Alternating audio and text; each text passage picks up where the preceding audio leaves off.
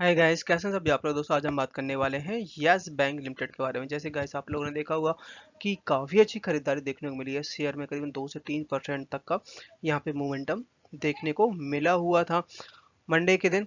But guys आज के दिन क्या है, मार्केट है क्लोज्ड। सो अब कल के दिन यहाँ पे कैसा रहने वाला है, क्योंकि आप लोगों ने देखा होगा कि पिछले हफ्ते बहुत ज़्यादा गिरावट थी और शेयर अपना 14.5 रुपए के आसपास भी पहुंच चुका था। बट जिस तरीके से अब यहाँ पे स्मॉल कैप के शेयर्स में और साथ ही जो बड़े फंड है लगातार बाय कर रहे हैं, क्योंकि अब आने वाली है Q4 की अर्निंग। तो Q4 की अर्निंग से पहले लोग अब यहाँ पे ये एक मौका है यहाँ से बाय करने का। और लगातार आपने देखा होगा जो छोटे छोटे शेयर थे बहुत टूट रहे थे, बहुत अच्छी खरीदारी देखने को मिल रही है। साथ ही गाइस क्या है कि अब आने वाली है आरबीआई की पॉलिसी, और आरबीआई की पॉलिसी में अगर यहाँ पर रेपो रेट बढ़ता है तो क्या इम्पैक्ट पड़ने वाला है। इसके अलावा गाइस यहाँ पे एक बाहर यूएस से यस बैंक के लिए एक बड़ी खबर निकल के आई। तो चलिए गाइस शुरू करते हैं हम अपना वीडियो। साथ ही गाइस अगर आप लोग हमारे चैनल पे न्यू हैं तो हमारे चैनल को सब्सक्राइब करें, लाइक करें, साथ ही बेल आइकन दबाना ना भूलें, जिससे गाइस हम जो भी लेटेस्ट वीडियो लेके आए वो आप तक सबसे पहले पहुंचे और आप उसका बेनिफिट उठा पाएं।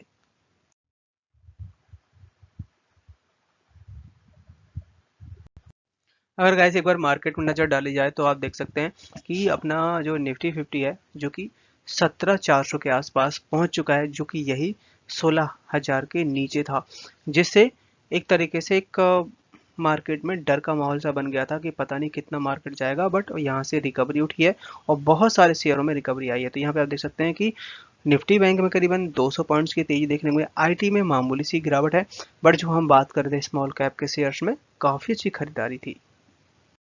6 अप्रैल को आरबीआई की एक बड़ी पॉलिसी है, जिसमें यहाँ पे बात ये निकल के आ रही है कि 25 बेसिस पॉइंट्स बढ़ाने की बात हो रही है, जिससे इन्फ्लेशन को काबू किया जा सके। क्योंकि यहाँ पे इन्फ्लेशन के लिए यूएस फेड भी लगातार इंटरेस्ट रेट बढ़ाता हुआ देखा जा रहा है। अभी रिसेंटली बढ़ाया था, अब यहाँ पे आरबीआई की बारी है जो कि है 6 अप्रैल को। गाइस क्या है कि यहाँ पे यूएस से एक बड़ी खबर निकल के आई यस बैंक के लिए। जब बैंक डूबने के कगार में था तब बैंक ने काफ़ी सारा फंड जो कि फॉरेनर इन्वेस्टर से जुटाया था, और जिसके बदले यहाँ पे यूएस फाइनेंशियल सर्विस है जो कि यूएस के लिए काम करती है, उसका मानना है कि हमें 7.5 मिलियन यहाँ पे पेमेंट मिलना चाहिए यस बैंक की तरफ से, वो भी कमीशन बेस्ड। सो जिसमें गाइस ये केस चल रहा था लंदन कोर्ट में।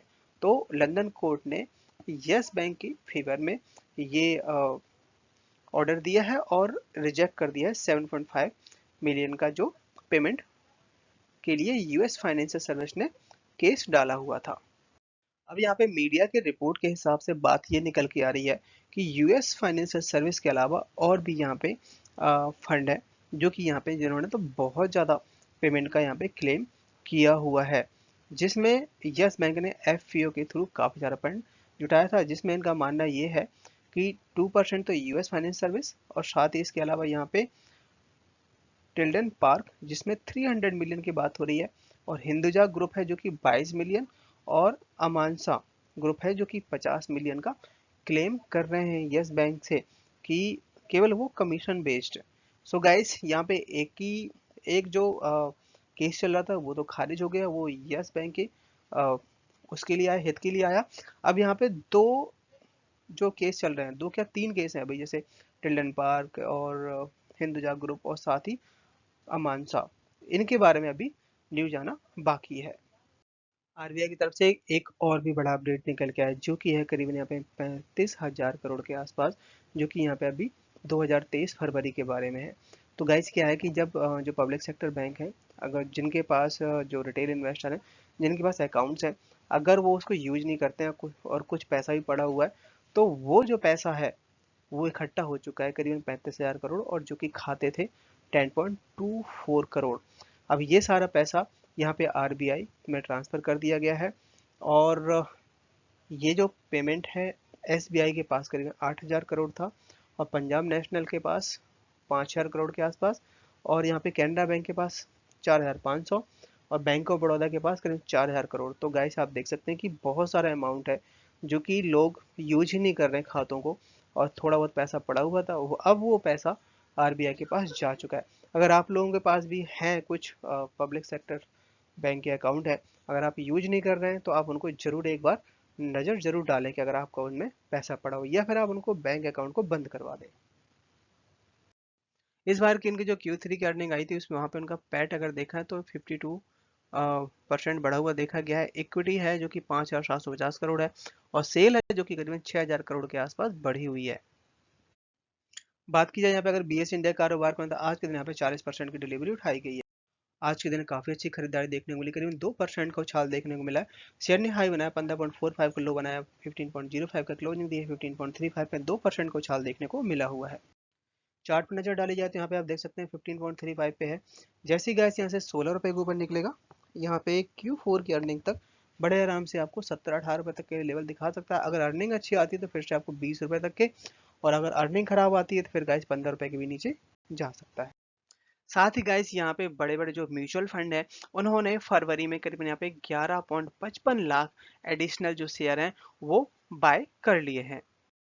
तो इस समय करीबन यहाँ पे 26 म्यूचुअल फंड ऐसे हैं जो कि यहाँ पे यस बैंक के शेयर को होल्ड किए हुए बैठे हैं, जिसमें SBI म्यूचुअल फंड है जिसमें 55 करोड़, और एनजे म्यूचुअल फंड जो कि 48 crore, Nippon India mutual fund जो कि 34, और एक्सिस म्यूचुअल फंड जो कि यहाँ पे 17 करोड़, जिनके पास, ये मैंने आपको वो नाम बताए हैं जिनके पास ज़्यादा शेयर्स हैं।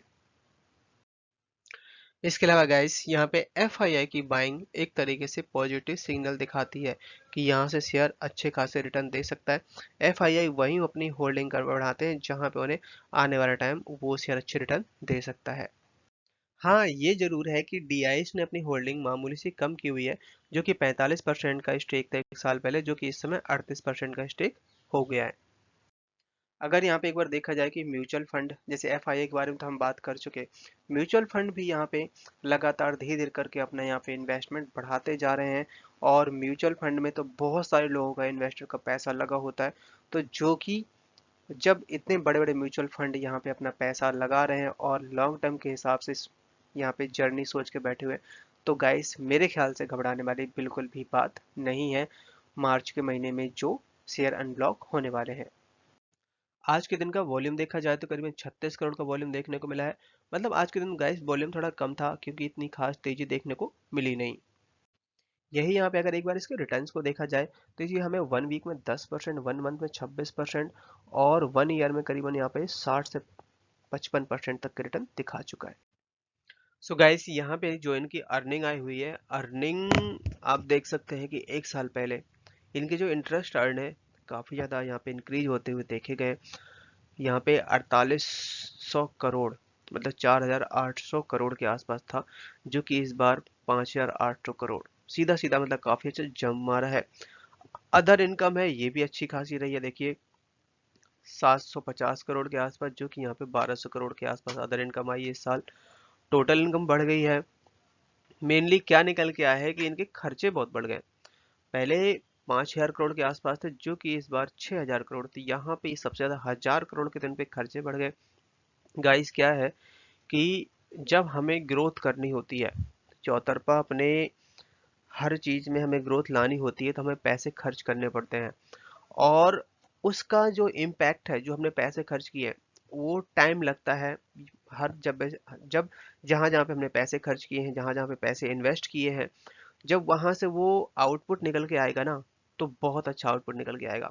तो यहाँ पे अभी हमें इंतजार करना पड़ेगा उसके आउटपुट का। और सबसे ज़्यादा मेन चीज़ अब निकल के आई है कि यहाँ पे प्रोविजन, जो कि एक साल पहले यहाँ पे करीबन 370 करोड़ के आसपास प्रोविजन था, जो कि अभी इस समय 850 करोड़, मतलब सीधा ऑलमोस्ट डबल से भी ज़्यादा प्रोविजन रखा हुआ है, जिसका इम्पैक्ट यहाँ पे इसकी प्रॉफिट में दिखा हुआ है। अगर ये प्रोविजन कम हुआ होता या सेम हुआ होता जो कि पिछले साल था, तो इस बार के नंबर्स ना करीबन 400 करोड़ के आसपास प्रॉफिट दिखाता बैंक। तो यहाँ पे बिल्कुल भी घबराने वाली बात नहीं है। और मंडे के दिन में भी हो सकता है थोड़ा बहुत गिरे, बट ऐसा नहीं होने वाला कि 15 रुपए शेयर पहुंच जाएगा, 16 रुपए पहुंच जाएगा, ऐसा नहीं होने वाला। अब एक बार इनके NPA के बारे में बात कर लेते हैं। ये भी अपने पास एक साल का डेटा है। इधर देखिए आप, यहाँ पे 28,654 करोड़ का NPA था, जो कि इस बार करीबन 3,900 के आसपास NPA रह गया है। क्योंकि अभी रिसेंटली इन्होंने जितना इनके पास जेसी फ्लावर को इन्होंने बैड लोन था वो सेल कर दिया है, जिसका इम्पैक्ट यहाँ देखने को मिला है।